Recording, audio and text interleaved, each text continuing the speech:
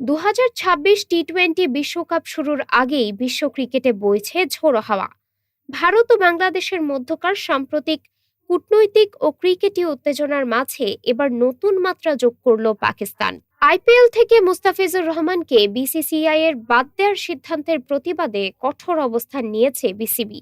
সাফ জানিয়ে দিয়েছে তারা বিশ্বকাপ খেলতে ভারতে যাবে না।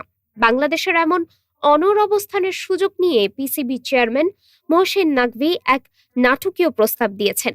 পাকিস্তান ক্রিকেট বোর্ড সরাসরি আইসিসি চেয়ারম্যান জয় শাহর কাছে অনুরোধ জানিয়েছে বাংলাদেশের ম্যাচগুলো যেন পাকিস্তানের মাটিতে আয়োজন করা হয়।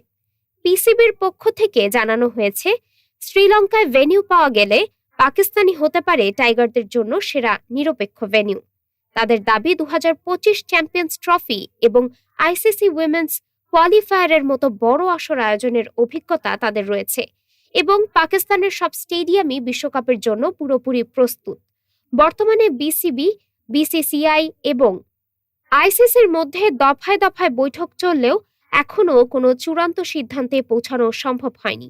মুস্তাফিজকে কেন্দ্র করে শুরু হওয়া এই বিরোধ এখন বিশ্বকাপের ভেন্যু বদলের মতো বড় সংকটে রূপ নিয়েছে।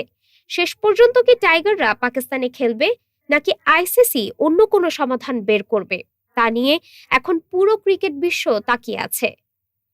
ডেস্ক রিপোর্ট, বাংলাদেশ সময়।